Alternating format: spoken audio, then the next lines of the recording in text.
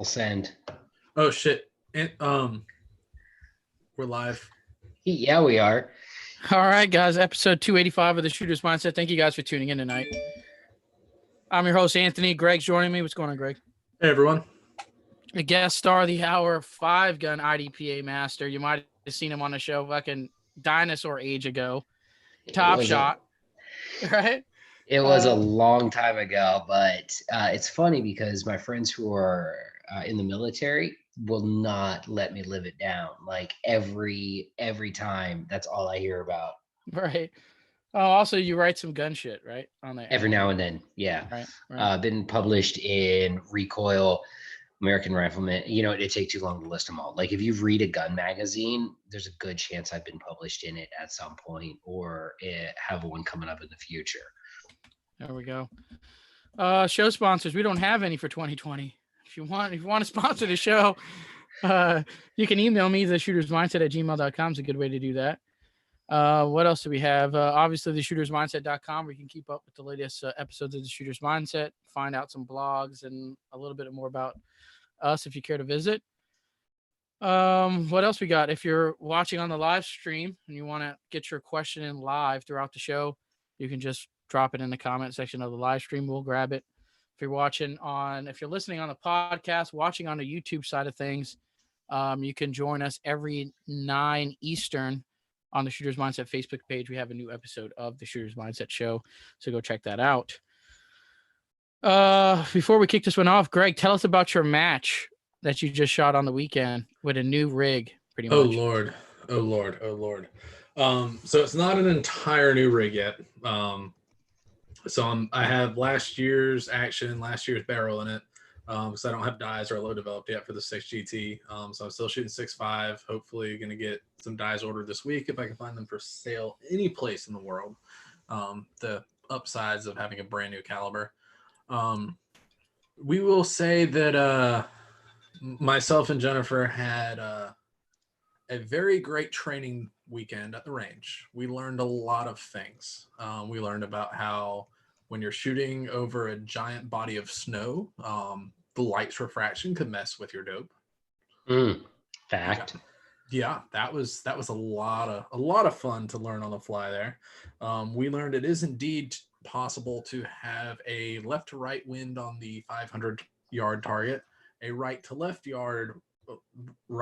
side wind on the 700-yard target, a left to right wind on the 800-yard target, and a right to left wind on the 1,000-yard target. All on the same stage. On the same stage within 90 seconds. What match were you guys at? The match was called Frontline Fury. It's at a place up in Warrenton, North Carolina. We've never actually shot there before. Hold up. You had snow in North Carolina? There was 5 inches of snow in North Carolina. Hard fucking pass. Yeah. So the good news is so this was our first time there. The match was laid out amazingly. The facility it almost seemed like it was purpose built for nothing more than hosting Precision Rifle Series matches. Like it was top of the line. They did a great job. Everything was close together. All the stages were numbered. Every place you had almost a brand new shooting platform. There was shelters every place. Paul, the guy that owned the range, was absolutely incredible. It was an awesome facility, awesome match, but there is no other way to describe it than it was fucking hard. Yeah. There was some super tiny targets. It was definitely a match where there was a very clear separation in between, that top 10% guys that like they close their eyes and shoot better than me, and then everybody else. Right. We had a KYL rack, which is basically generally they are large to small.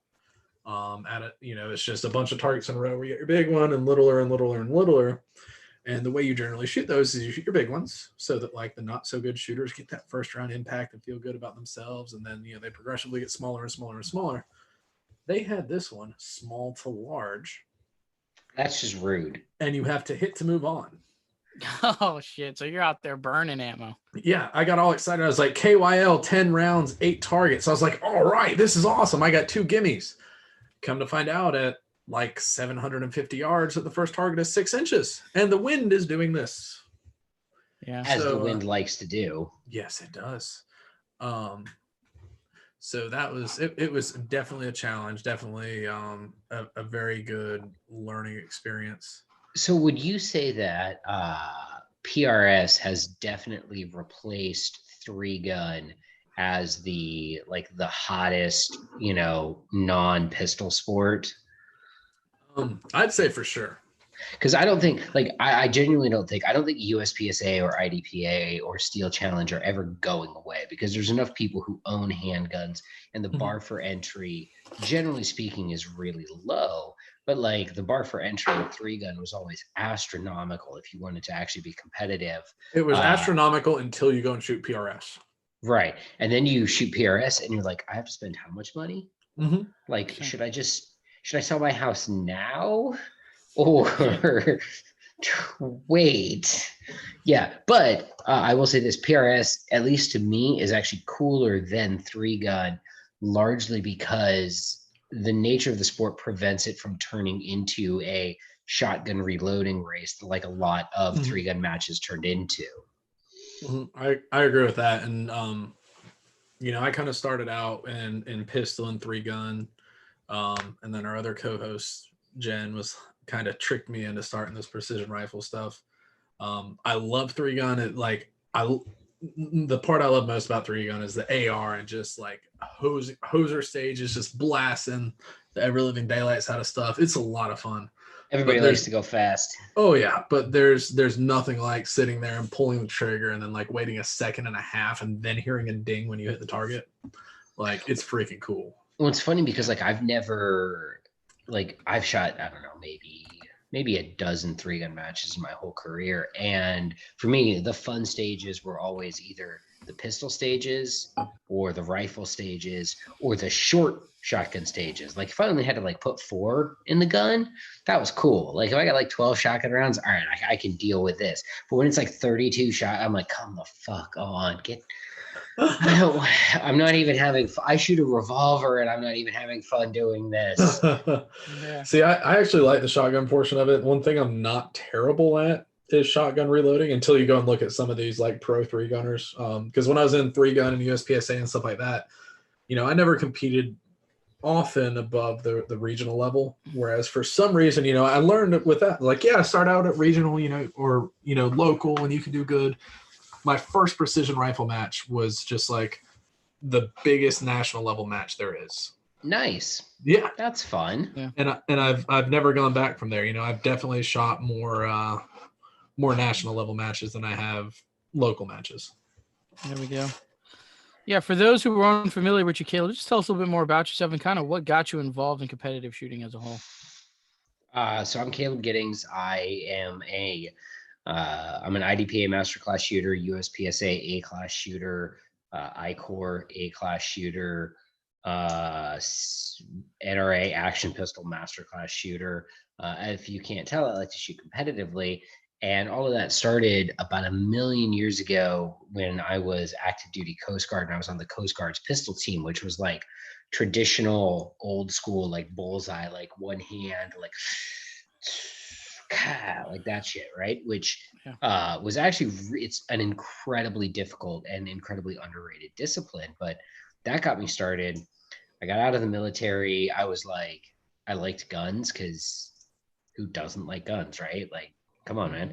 I kind of discovered IDPA and USPSA, and I started shooting local matches, and I started realizing I wasn't bad at this.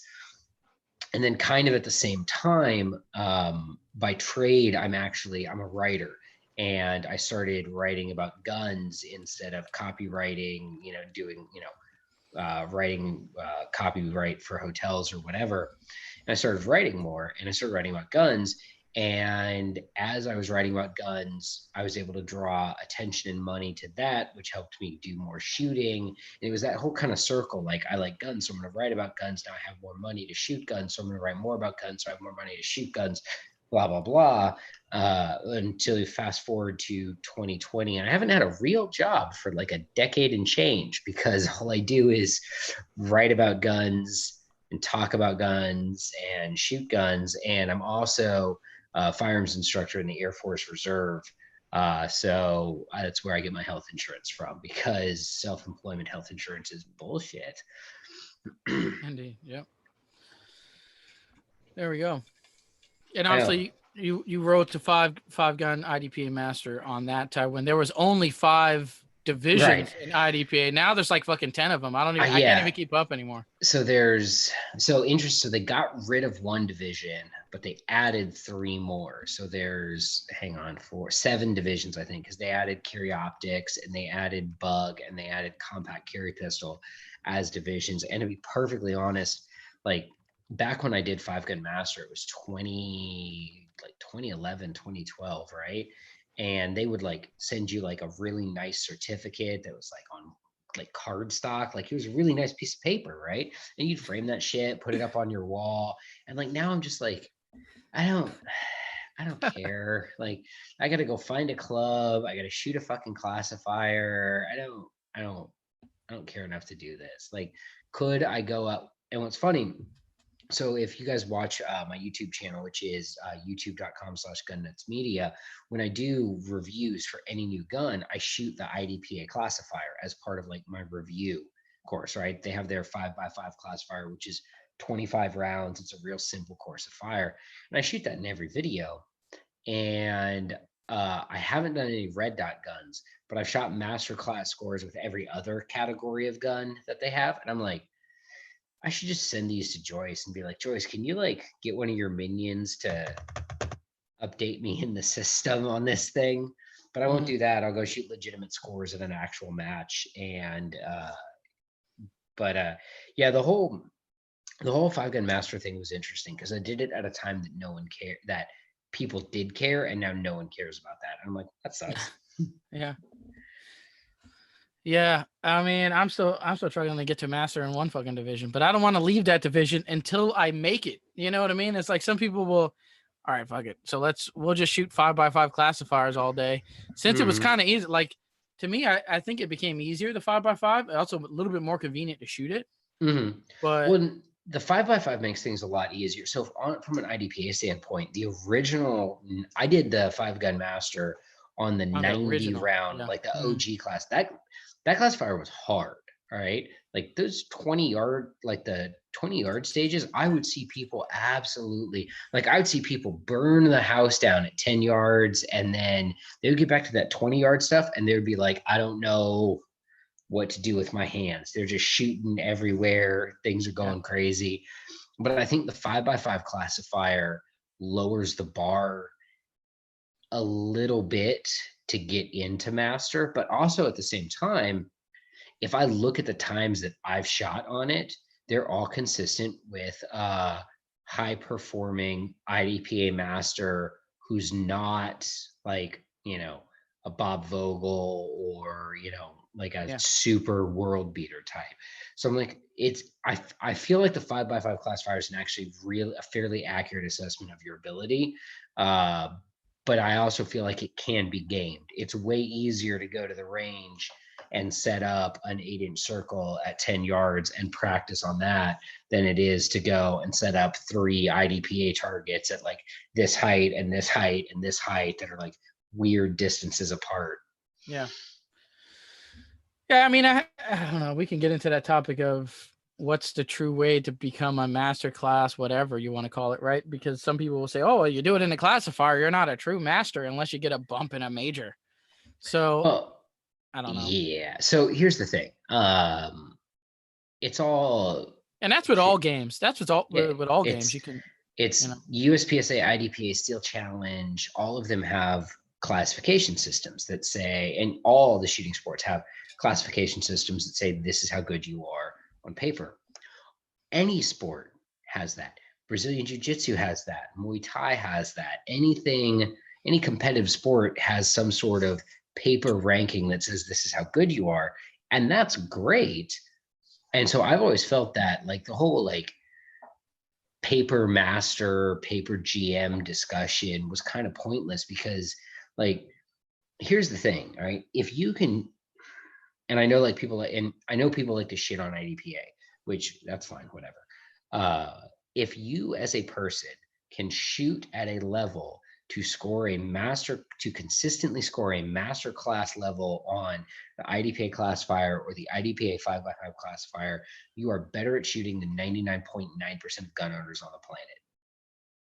And the rest of all shooting skill beyond that is debating about how fast angels can shoot a bill drill while they're dancing on the head of a pin. And it's just, and we're there in the professional industry, in the action shooting communities, in the defensive shooting communities, we get really wrapped around this axle of skill.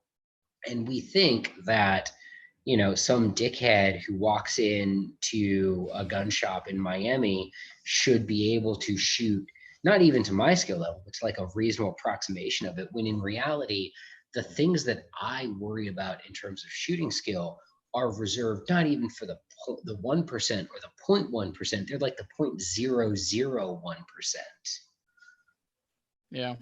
Yeah, most people, I don't know, we can go down that hole, but you can see most guys that come to that indoor range, man, and they're practicing bullseye shots and all that type of stuff. But when you put a clock, or if you just tell them to shoot from a holster, or move and shoot, that throws the whole game. Oh yeah, to a whole nother level of, you know. Yeah, I mean, because you think about it, like if we actually do the math, there's give or take 45,000 members of USPSA and IDPA, right? Like that's a really roughed out ballpark. There's 100 million gun owners in America. That's 0.045%, just as a member. How many GMs are there? How many masters are there, right? So when you're talking about like, and I get it, because to us it's important. You know, those classifications are important. Match wins are important, but we're at such like us just by being a paying member of USPSA, you're in the 0.045% of gun owners, and we forget that all the fucking time. Like all the time we forget that, and we're like, everybody should be carrying a Glock 19 with a reload and a flashlight and a red dot, and that shit's awesome. I've carried that at times, but right now I'm carrying a 22. Oh, I was carrying before I got home from my dog walk. I was carrying a 22 Magnum J frame. Yeah, and that kind of leads us down to where we want, you know, down the notes here on the whole revolver talk. I mean, you're big in revolvers for concealed carry, competition use. Obviously, you do a lot of that stuff on your social media and reviews on your channels and stuff like that. So someone walks into a gun shop, and I honestly would have a hard time kind of telling them the pros over like a snub nose style revolver. And I love big revolvers, like, but it wasn't until recently. Like I got an 8-shot 357 Performance Center, and that kind of made me want to shoot a revolver in competition after. But I thought snub noses were fairly shit. Okay, so we have the 365s, the Hellcats, small guns, high capacity. Why would we go with a revolver for concealed carry with those options? So I'll encourage everybody to take a look at a YouTube video I have that's about 15 minutes long called "Are Revolvers Relevant for Concealed Carry?" where I really dig into this. The short version of it is that what makes a revolver good is there's sort of what we call the bathtub curve, because it looks like a fucking bathtub. So over here at this end, you have on this axis you have relevance, and on this axis you have skill of the user. Right. So when the user is extremely unskilled, like we're talking like granny, like your granny who just wants a gun, revolvers are extremely relevant. And as the user gets more skilled, their relevance goes down and down and down until they cross over to a point of skill where their relevance starts to go up, up, up, up, up again. So at this unskilled level, at the granny goodness level, the reason I like a revolver, the reason I recommend a revolver is because not because it's easy to shoot. It's not. As a matter of fact, it's difficult to shoot. And that's why I like it, because it's difficult to negligently discharge by an untrained person. And we're not talking about somebody who's going to take a class. Even we're talking about somebody who is buying a gun, loading it, and putting it in their fucking sock drawer in case, you know, the boogeyman breaks in. All right. And so for that person, what makes a revolver super useful is that it's difficult to negligently discharge. It's very easy to load and unload, and it's extremely tolerant of neglect. If you load a revolver and put it in a sock drawer in an air-conditioned room, in 30 years, someone can open that sock drawer, take it out, and the gun will probably fire. Like there's like a 95% chance it'll fire. If you do that exact same thing with a semi-automatic pistol, it may or may not fire. It genuinely may or may not fire. It depends. There's so many more variables that go into that 30-year loaded gun cycle than you get with a revolver. But then as you get better at shooting, revolvers become less useful, because as you get better at managing trigger press and sight alignment and all of these things, the long, heavy trigger pull of a revolver sort of becomes detrimental.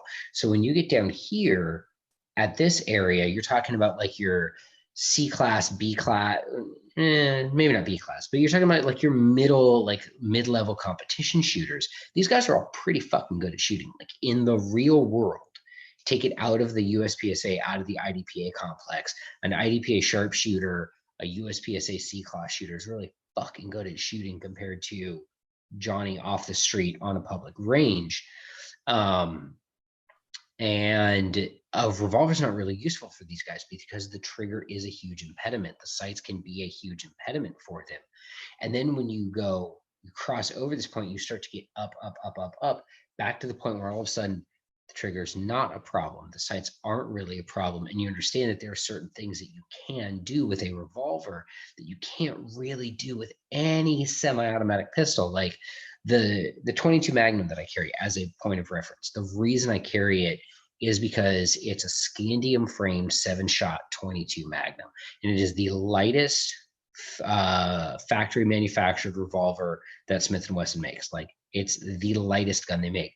It is the only gun I've ever been able to carry in board shorts and a tank top without a belt that I can successfully conceal. So when I'm walking the dog at 8 o'clock at night in Miami, I don't have to fucking get my gun belt on, put all this shit on. I can put my little J-frame in my Dark Star gear holster, put a flashlight in my pocket, grab my pepper spray, and that's it. And I'm done. And I don't have to get the whole goddamn war belt just to walk my dog around the block. Yeah. And the thing is, what I noticed with the whole granny thing is some of them can't even pull the fucking trigger on a stub nose revolver. That is or true. On a revolver in general. That is true. The one thing that you'll run into there is, so you run into sort of this weird competing issue where you've got like some people they lack the hand strength to pull the trigger on a revolver, and they also lack the hand strength to rack the slide on a semi-automatic. And this is where an issue that I've actually gotten in hot water with. But I genuinely believe that there are some people who want to buy a gun, who are legally and ethically entitled to buy a gun, where a gun is not the answer. You know, and like if you lack the physical strength to safely operate a gun's probably not an answer. And you also probably should give me your fucking driver's license, you old bitch. Like, get off the road. Oh shit! Yeah. I mean, and then Smith & Wesson answers that bill with their Easy Shield, which I think. So I haven't fucked with the Easy because it came out while I was overseas, but I've heard that it's like, I like stuff like that. It's a legit. I think it's I like it actually. At first I was like, whatever, all these safeties, backstrap safeties, all the weird shit, but they shoot smooth and they're easy to operate. Everybody can load the mags, everybody can rack the slide. I think Smith & Wesson hit a home run with that. Yeah, the Easy is probably one of my favorite new guns to hit the market in the past several years. And they shoot well too. Yeah, and especially now that they have the 9mm. You know, we got my mom the 380 2 years ago for Christmas now, right after it came out. God, was that 2 years already? It wasn't like this last Christmas, but it was the Christmas before, I think, someone we got it for. Fuck, I'm getting old. Yeah, you are. They came out with the 380 first. Now the 9mm is a recent one though this year. And they also have now the Pro Series. Where you can get it with that Gucci gold barrel or silver barrel, whatever. I'm not a fan of that one. I don't know what they were thinking, but whatever. It's literally. I'll tell you what they're thinking. They're thinking we can put a $20 nitride coating on this thing and charge $100 more for it. Yeah. And Instagram influencers will look cool shooting shitty bill drills with it. I could honestly see my grandpa buying that gun because he Fuck has yeah. both my grandpa and my mom have the EZ, and I can see my grandpa walking into the gun store down in Florida near the Villages and being like, "Oh, it's an EZ and it's gold. Oh, I need that." I just like I like the series of pistols. It's just their Pro Series or Performance Center or whatever they call that one. They put that shitty like the trigger's not any better. They put like a metal, like skeletonized gold, whatever you want to call it, trigger with that gold barrel. They ported it, which okay, that I'm not whatever. And then they put some shitty like True Glow fibers on it. Like you know what I mean? And they charge a premium. I think the original's better. Ported shields. All right. Now this is the point of the show where I have to be careful what I say. But because I've had a great relationship with Smith & Wesson, I have friends who work there. The ported shields are dumber. They're the stupidest. They're so dumb. It's so dumb. Because like, what's your use case for that gun? Like, what's your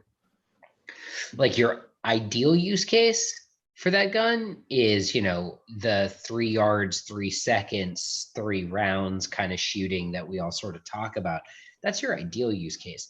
And also likely use case for that gun is a really like close quarters gunfight, like a gunfight in a phone booth. And the problem with the ported shields is they shave the shit out of bullets. Like if you fire a lot of those ported shields, when you shoot them, they'll send shit out the ports that isn't just gas. They're sending frag and stuff out of the ports. So like, I love Smith & Wesson, love the shield. I was actually at the shield media launch event, but the ported shields are dumb as hell, guys. Like just so dumb. I'm not a fan of ported anything unless I'm shooting like USPSA open division. Right. And then I don't even like ports. I like compensators because there's a different, so the problem with ports, and I'm going to throw some slightly drunk science at your listeners here. The problem with ports is that ports are in the actual rifling, whereas the compensator exists outside the rifling, outside where the bullet is being cut and pressed by the rifling. So with a lot of ports, as this bullet is getting squished and cut by the rifling, if you have ports in there, the shit that's coming off the bullet that's supposed to be being compressed by the rifling to make it spin just comes flying out the ports. And that's a problem if you're shooting somebody at this distance and the gun's up here in your face. I don't want that shit flying into my eyes. Compensators don't do that because by the time the bullet reaches the compensator, all of that stuff has departed the bullet. It's been deposited in the lands and the grooves, which is why if you really want a ported shield, Carver Custom, buy the regular shield. Carver Customs actually makes a dope little compensator for it. My friends at Lone Wolf sell it. It's pretty cool and it works. It actually works pretty well. I thought about getting one and putting like a little RMS sight on it and shooting that. Yeah. Actually, I haven't thought about it that way. Now, holy shit, that makes total sense. You know what I mean? The rifle, it's just a hole cut in the barrel essentially. Mm-hmm. Bullets going. I didn't even think about that. That's some new shit. Science, man, it'll fuck you up. Yeah, there we go. So a little bit more to the revolver thing. Ruger wheel guns. You've been a fan of the Rugers for quite some time. And from doing the gun range thing for a living and renting revolvers out, we've went through, and I'm not, like I said, I love Smith & Wesson. I have so many of them in my safes, but we break so many Smith & Wesson revolvers. And I'm not saying they're bad. It's just as a rental gun, we don't take care of them, right? We don't do the maintenance. We don't do that on them. So we just put them back on the wall and run them till something breaks and then we fix it. Yep. But the Ruger stuff, and I've owned, like they appear to me like they're built like a tank as far as like some of those. They're overbuilt. Yep. And the one that we have is like an SP01 or SP101, whatever they call that model. The 101, yeah. It's a 357, like snub, real short. And that thing runs 357, 38 special, and it's still on the wall to this day. And you could probably use it as a fucking framing hammer if you wanted to. Yeah. So the thing about like your thoughts over just Ruger wheel guns over Smith and Wessons. here's the And what you notice, what have you noticed over the years? Because obviously, and we talked a little bit about this over the pre-show. Like you could say the same with Colts, like Colts in the 80s, and they're re-releasing all these snake guns today. If you really pick up one from the 80s and today, just by not even shooting them and just feeling them, you feel a difference between the two eras of pistols. so there's a whole thing about that too. So as far as like the Ruger versus Smith and Wesson thing, like it's not really they're both great products. Like if you're going to buy a revolver and you're going to buy a Ruger and you've eliminated your bullshit choices like Taurus and Rossi and I don't know, whatever. Yeah, I don't even know anymore other than that. Like, yeah, I've owned both of those. Right. I think Rock Island Armory makes one. I've seen. I was like, holy shit! I didn't even know they make revolvers. They do. It's like $200, and I'm super curious about it because if it works, that'd be cool. But so like you're going to go buy a revolver, and you've eliminated your bullshit choices. You're down to Smith and Wesson and Ruger because you don't have $4,000 to spend on a Korth. Which if you have $4,000 to spend on a Korth, buy that because it's amazing. But the thing with Smith and Ruger is they sort of took different design approaches. So a Smith and Wesson revolver, with the exception of like the integral lock, is very similar to the way a Smith and Wesson revolver worked in. It's almost exactly the same to the way it worked in 1889 or 1899, whenever the hand ejector, which is kind of the foundation of the Smith & Wesson that we understand it today, came out, which was the late 1800s or the early 1900s. Whenever that came out, the gun functionally is the same, right? Like the way the springs and all the bits interact really hasn't changed that much in 100 and something years. Now, one of the results of that is we know a lot about Smith & Wesson revolvers. We know how to make them work. Now, the Ruger GP100 didn't come out until 1985. The Ruger Security 6 didn't come out until, I want to say, the late 60s, early 70s. I'd have to look. But they were able to take advantage of more modern manufacturing techniques like investment casting and stuff like that. So the Ruger guns were built using slightly more modern engineering. So if you buy a Ruger and you buy a Smith & Wesson from the factory, the Smith will have a slightly better trigger than the Ruger because the Ruger will have more cast parts, it'll be rougher, blah, blah, blah.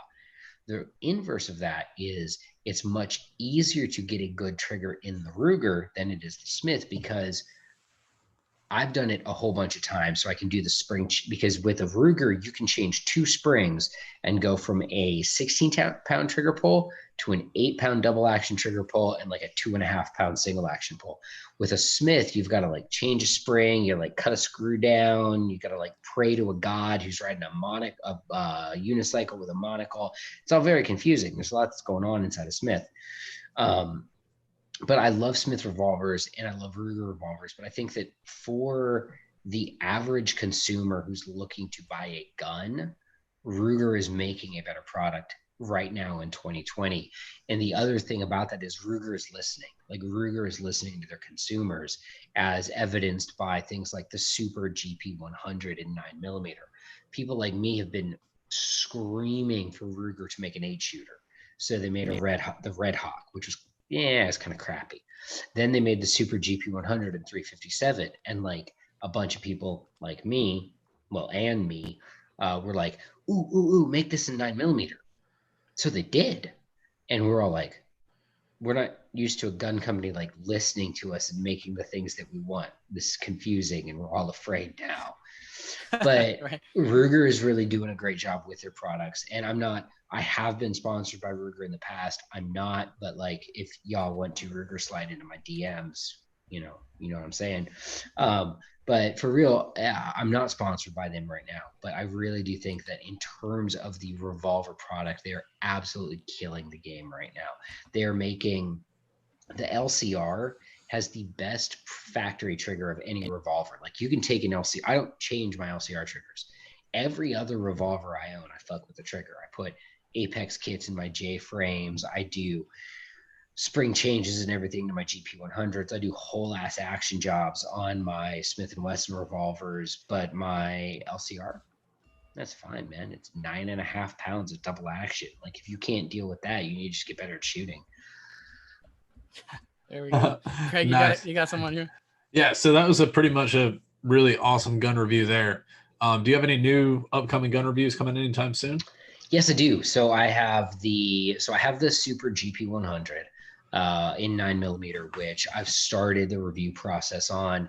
I also have I have 3 10mm GP100s because they have a whole range. They have a whole family. They have a 3-inch, a 4-inch, and a 5-inch. So we got them all like fucking Pokemon. And then a project I'm actually really excited about is I've been working with Kimber, because I'm really curious about the K6S, because people ask me all the time, what do you know about the K6S? And one of the things that I've really tried to do, I try to be honest with people. Like, if someone asks me about a gun and I don't know, my answer will be, I haven't shot that enough to have an opinion on it, you know. And it could be anything from like a gun that's probably great to a gun that's probably shitty, but I'm just gonna be like, I haven't shot that enough to have an opinion on it, man, because I don't want people to make a bad choice based off bad info from me. So I'm working with Kimber, and they're sending me 2 or 3 K6Ss, and we're going to shoot the piss out of them. And I'm actually really excited for this because of the volume of people I've had ask me about the K6S, ask me what I think about it. And my answer has always been, I don't know, man. It could be cool. I work at a gun range. I have never seen a Kimber revolver even come in, not as an FFL transfer. I haven't seen a customer show me, hey, check this out. Nothing. But I've been curious. I felt one like at a trade show. I'm like, hey, they look good. They look cool. I kind of want one, but I don't know nothing about it. I shot like 6 rounds out of one, and it was cool. The trigger was pretty solid. I was like, this is dope. Like, I like what you guys are doing here. A friend of mine, Chris Baker from Lucky Gunner, he's a good friend of mine, and he shot a whole bunch out of one of them. And he's like, it's a really good gun. And what's interesting about it is, it's like if a revolver nerd made a revolver, because the people that just want a revolver so they can have some gun, you know, like instead of a Glock 43 or whatever, they carry like lightweight J frames, like shit you can throw in a pocket and stuff like that, right? The K6S is made out of steel. You got to have a holster and a belt for that. Like, it's a really shootable wheel gun. And I'm like, what freaking revolver nerd designed this? Because most people, if they're going to carry a gun that weighs as much as a Glock 19 empty, are just going to put a magazine in a Glock 19. Right. So it's very interesting to me. And I'm very excited for this. Hopefully we'll get those. Hopefully we should be getting those guns pretty soon, and we're going to get some neat content up on YouTube and my Instagram about the K6S here pretty soon. Yeah, I'm also pretty excited that they came out. I think they came out with like a 4-inch one or something like. That's more where I like the revolver to be if I'm gonna carry one. So they're sending me. So they're for sure sending me 2 of the 3-inch revolvers, and then I was talking to my contacts over at Kimber about getting a 4-inch gun as well, because I'm really interested in that. And they said, if we can get you one, we will. Yeah, cool deal. Cool deal. So what do you? This is kind of bring it down here. Your gun reviewers, your YouTubers, your gun reviewers, right? What don't you, when you see them and you pick out certain things like, hey, this is a paid review, not spending enough time with the product and just kind of pumping it out there and saying it's a gun review. What do you do? I notice in your reviews, you definitely shoot them and do it different, and you kind of have a non-biased kind of viewpoint on this. Cause hey, and I understand, and don't get me wrong, if Smith & Wesson or such and such company or whatever the name is sending me a bunch of revolvers or pistols or ARs, I don't want to screw that up by talking shit on the first one they sent me, because now I'm not going to get the next 20 guns or 10 guns or 5 guns from them, right? So there's an ethical way to handle that. And, anybody who has been doing this professionally understands that, like, look, every company every company makes a shitty gun occasionally. All right. Like Smith and Wesson has made a crap gun. Glock's made them. Ruger's made them. Colt, Sig, freaking Nighthawk, Wilson. Maybe not Wilson Combat, but you get the point. Is that as a reviewer, as a journalist, and that's if you really want to get to my pet peeve. My biggest pet peeve is firearms reviewers, content creators, whatever you want to call them, who think of themselves as entertainers first and journalists second. And that's just my pet peeve because I've been doing this forever and I'm old and crusty. And like, I want people to be entertained by my content. Make no mistake. Like, I want people to enjoy what they're watching or enjoy what they're reading or enjoy what they're listening to. But I want them to actually learn something. I want them to be informed. I want them to either know something about how the industry works, know something about how this weapon works, know something new. Like when they leave my episode, leave my article, leave my podcast, I want them to be like, I learned a thing today. And it could have been one thing couched in 20 minutes of dick jokes, but if they learned a thing, then I'm doing my job. And what I get frustrated with is guys who are just entertainers and they're trying to pass off entertainment as knowledge, and that's very frustrating for me. But yeah, it's very frustrating. As far as like handling bad guns, like look, I've had crap guns sent to me by manufacturers, and you know what you do if you're so here's the other thing. All right, we're gonna get down the road. A lot of these influencers, and I hate that word, but we're gonna use it. A lot of these influencers are buying these guns at retail or from a friend who has an FFL or through a gun shop or something like that. And then they're publishing their reviews. So what they don't have is a connection to the manufacturer, right? So if they happen to get that shitty gun, instead of doing the reputable thing and emailing the manufacturer and saying, hey, you sent me this gun for review and it had problem XYZ. And before I put you guys on blast, I want to make sure that this is not a representative sample, and that's the professional thing to do. Cause I've had that happen. I've said, hey, you guys sent me this gun. Like it wouldn't feed a single fucking magazine. Like, is this a problem? I'll send it back if you want to fix it and resend it to me so we can try again. But then I'm going to report whatever happens that second time, and you run into a lot of people who are just looking for clicks and they're looking for views and they're like, oh, if I toast this Remington R51, I'm going to get so many YouTube views from this, stuff like that. Yeah, it gets views. It does. No, it absolutely does. It absolutely does. Yeah.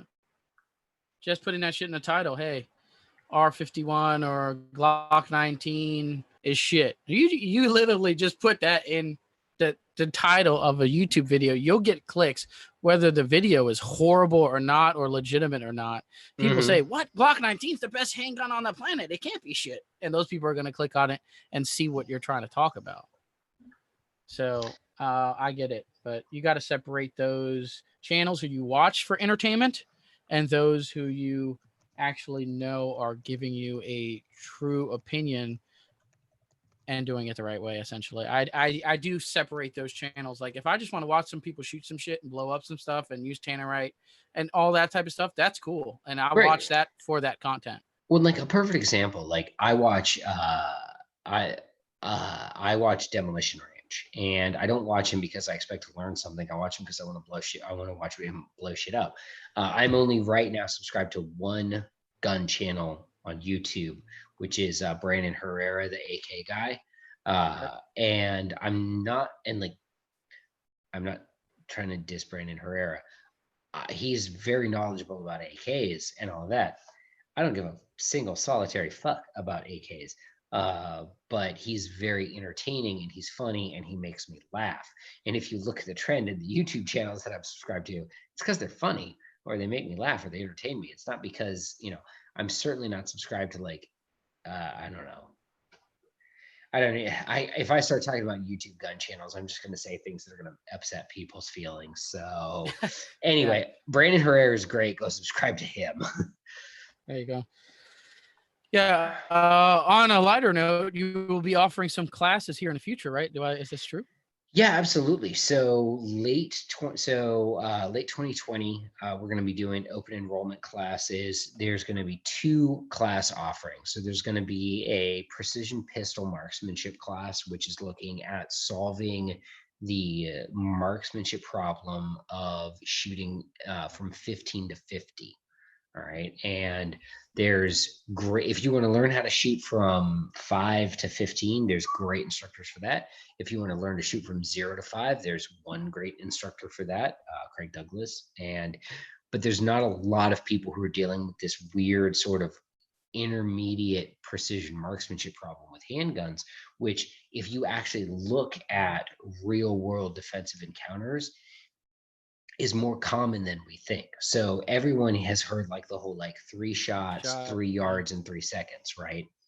But the reality is there are plenty of documented instances where it was 50 yards, 43 yards. That dude who that incel weirdo kid who tried to shoot up the federal building in Dallas, I think it was. Yeah, he got popped at 35 yards with a handgun.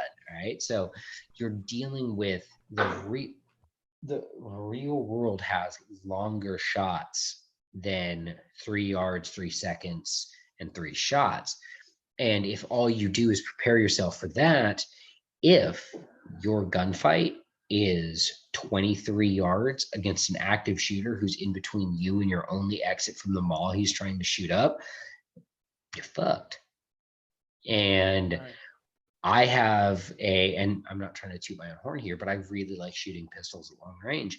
And my competition skill set and my military skill set and a whole bunch of other things go into making me prepared to teach this class.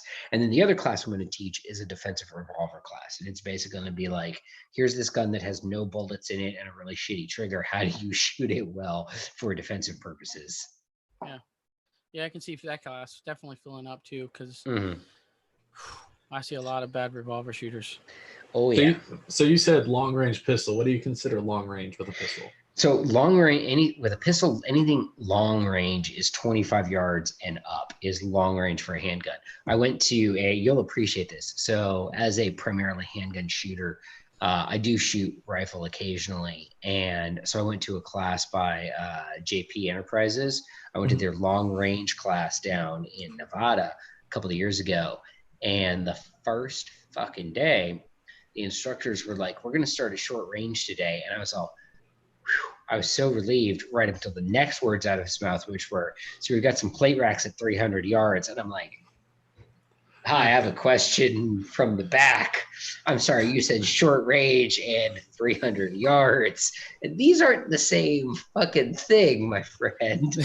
So it all depends on the tool. And it really does. The reason why I ask it, probably 2-3 months ago, me and Jen went to a 2-gun match, and both of us came from pistol and 3-gun and then moved into this PRS world. And they're like, pistol and long range. And we're like, oh my God, this is so us. We know how to shoot pistol. We shot USPSA for years. We'll be fine. And obviously we compete in the PRS Pro Series. Like, we could shoot long range. We got out there. We looked at one stage. They're like, yeah, so you're standing in the boat on the lakeshore, and 115 yards away, there's a 66% IPSC on the other lakeshore. You're to engage that with 5 rounds from your handgun. And I'm like, yo, boss, I have this, and it's 115 yards away. Why don't I use that? Yeah, so you can shoot pistols at 100 yards, and I love doing that. Like, I love ring and steel at stupid pistol ranges.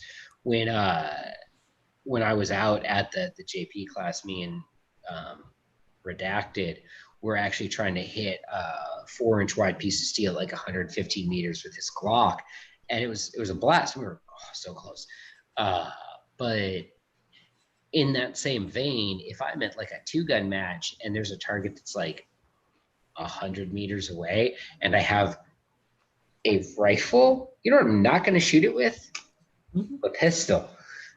Yeah, like, I mean, at any point in time, if I have a rifle and it has bullets, if the distance is 3 digits, I'm definitely using the rifle.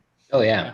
Now there's a great course of fire. If you ever get the chance, I do recommend. I know it's like old school gun training, but I recommend people go to Gunsight and take the Pistol 250 course, because they will run you through a course of fire called the Scrambler, which is targets from it's the furthest shot I want to say on the Scrambler is at like 75 yards. The closest shots at like 25, and I've cleaned it in, I don't know. It's 7 shooting positions, and they're all positions. Like you got to like get down in a box, come out of the box, get over a log, do all this shit.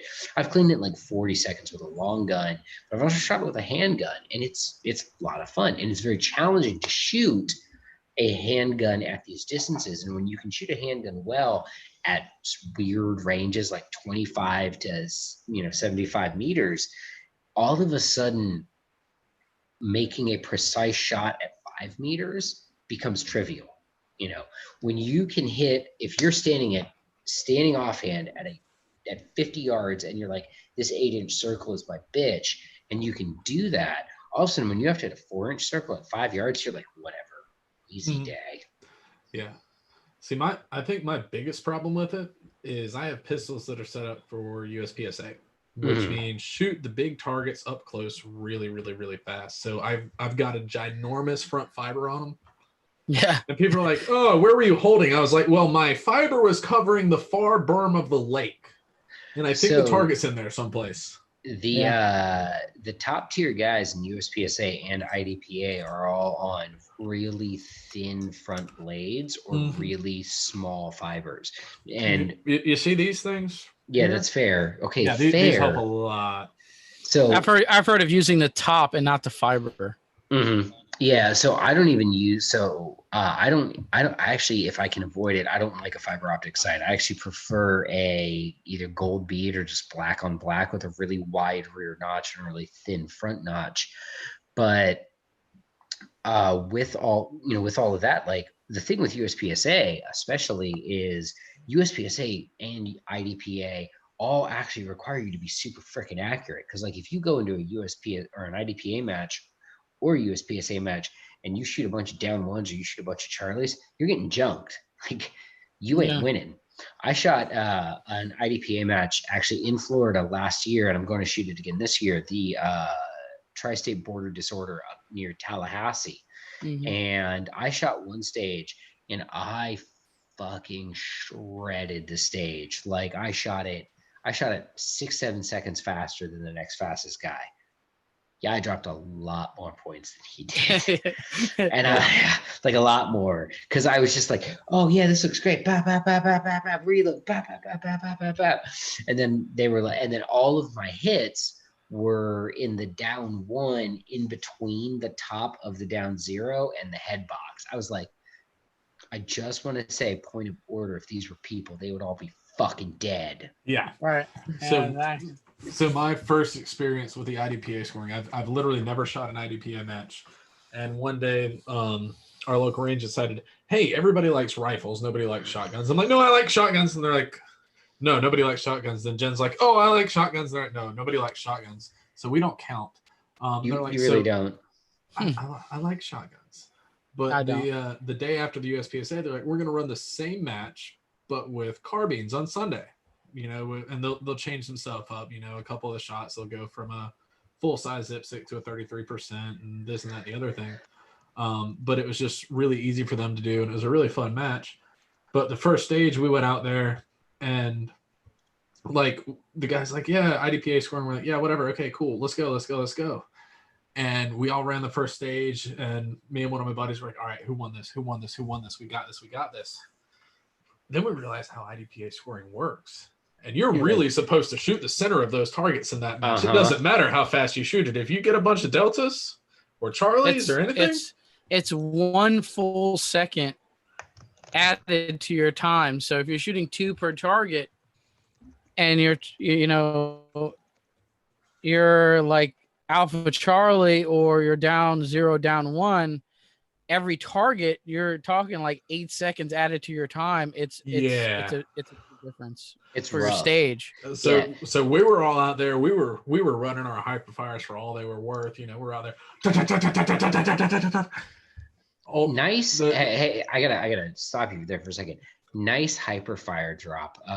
Nate Reinhardt will appreciate that. So when it comes to ARs, hit us with that again. Hit us with that again, Greg. Let's see that. How do you shoot that? All right.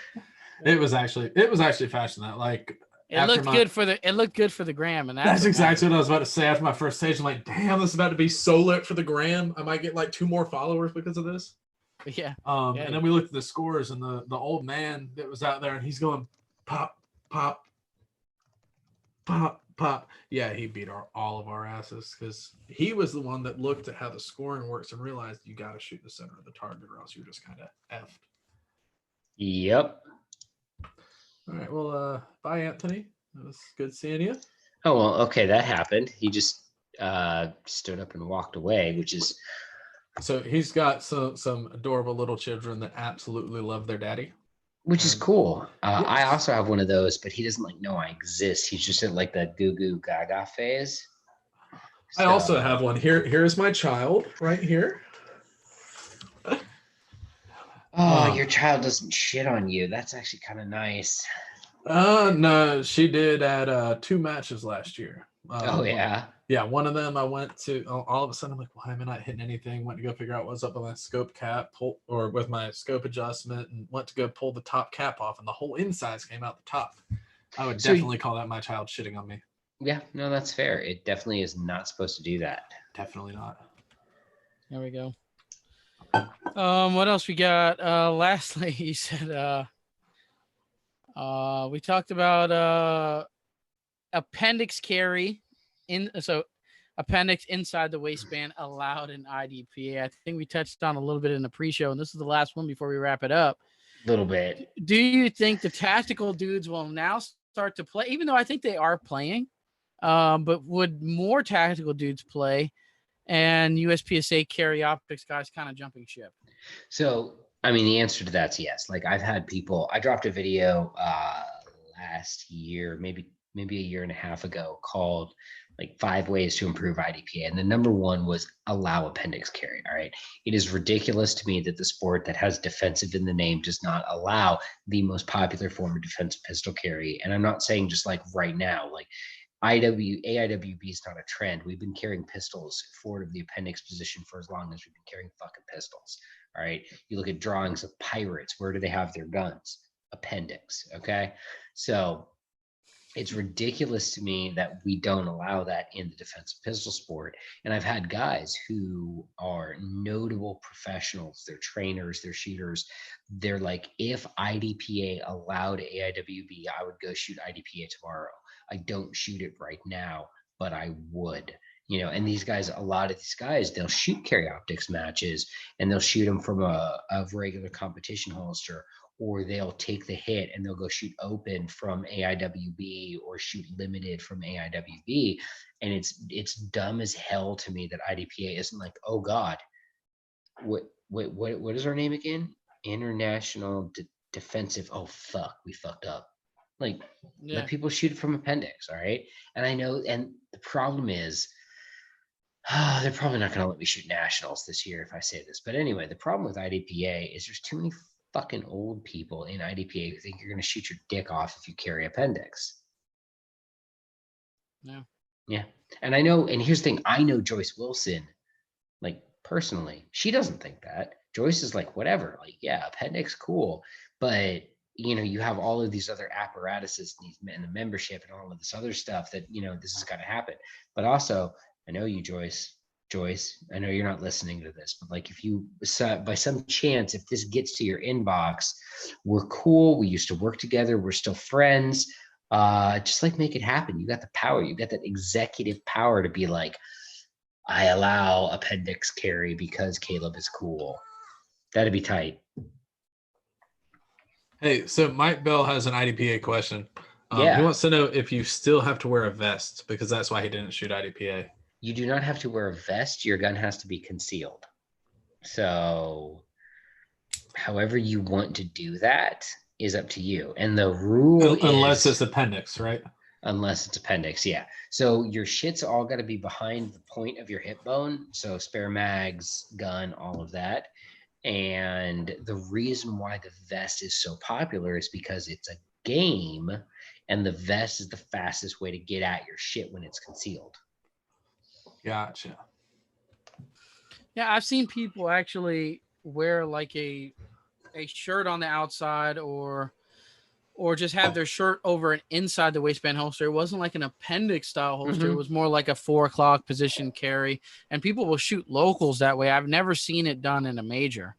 No, and they won't do it in a major because it's not competitive. Like the last guy to do that in a major and win was Todd Green, God rest his soul. But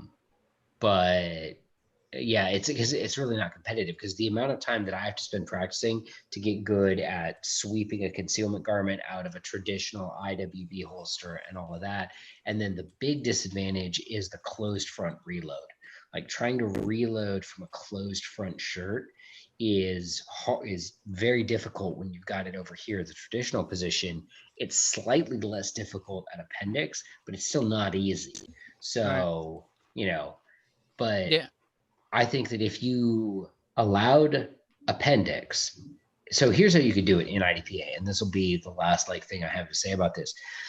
IDPA could change the rules to say that appendix carry is allowed and shooters are allowed to place their gun and their magazines at any point forward or behind their hips on their body, so long as they don't muzzle anyone else during the draw. But if you carry your gun and your mags forward of your hip bones, you must use a closed front concealment garment. All right, that's how you do it. So if I want to carry appendix and shoot IDPA, I got to wear a t-shirt or something that is closed front. If I want to carry outside the waistband with outside the waistband mag pouches and everything, I can fucking use a vest. And then we just let the game decide which is faster. Let's fucking figure it out. Let's go shoot, guys. Dudes who actually carry from that position and actually practice from an appendix position, good guys have a faster draw than most guys with an outside the waistband rig. Oh yeah. Now that being said, I'll put my IDPA draw up against wearing IDPA concealment. I'll put that up against anybody's appendix draw. So come at me with that. But because I think that a draw from an IDPA concealment garment from an OWB holster and a draw from an appendix carry holster under a closed front shirt are about the same. You're splitting really microscopic hairs with your speed here on that one. Yeah. There we go. Any more live you got, Graham? Yeah, Tim Heron wants to know if that's a primary and secondary hat you're wearing. Yes, it is, Tim. It's a great hat. There we go. Talk about a dude. I mean, that dude shooting a 1911. Talk about bless his soul. Not only is he shooting a 1911, he's shooting a 1911 left-handed, and he's only 4.5 feet tall. So yeah, I don't know. I mean, I try to get into 1911s in competitive games and carrying 7 mags on my waistband and doing that shit, and then trying to get my 1911s to stay running for a season. And I like a 1911. I go in and out of love with 1911s, and I'll buy a bunch, and then I'll sell a bunch, and then I'll compete, and then I'll say, screw it, I'm just going to a Glock 34 and just be done with it. That's me.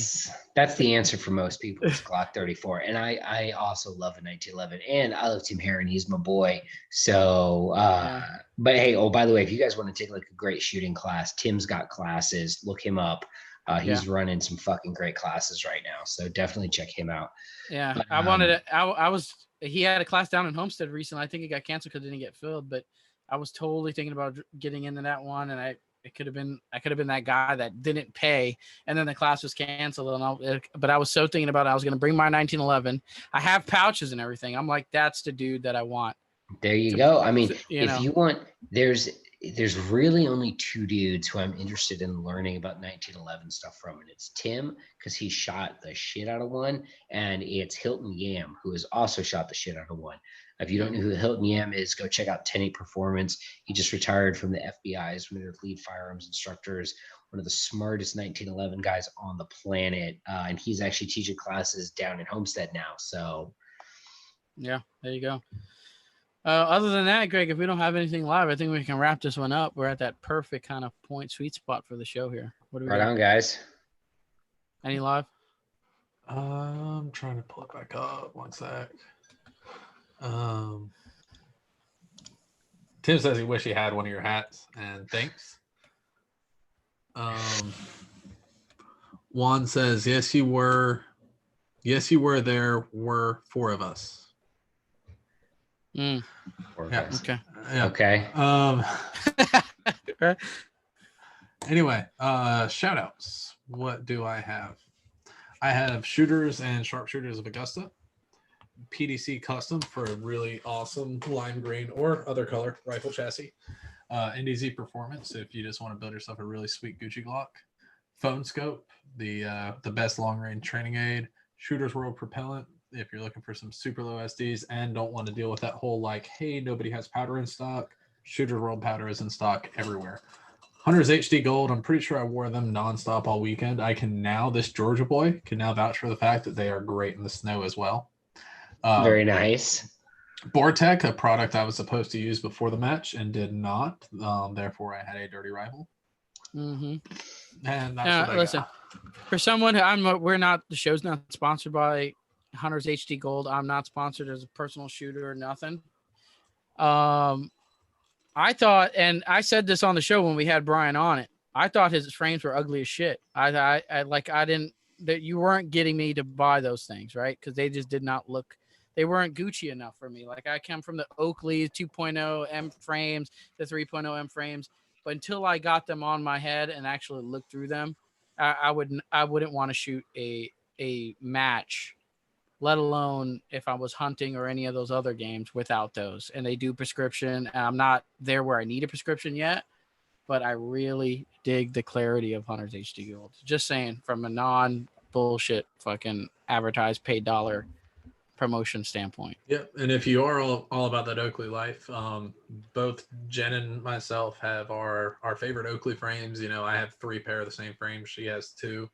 And we both literally sent our extra frames to Brian, had to make some custom lenses for us and send them back. So we have the frames that we're used to. Yeah. And I currently do wear Hunter's HD Gold frames too, but you can do that with your favorite eyewear.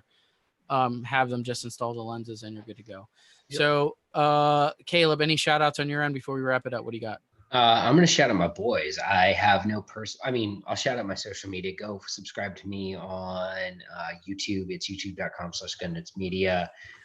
Follow me on Instagram, which is Radicaleb. It's like my name, but with Rada before it, and then an underscore after it. The underscore is important if you don't want to follow like a gay 12-year-old. So Radicaleb with an underscore. And then big shout out for tonight. Who do I want to shout out? I'm going to shout out Citizens Defense Research, run by John Johnston and Melody Lauer.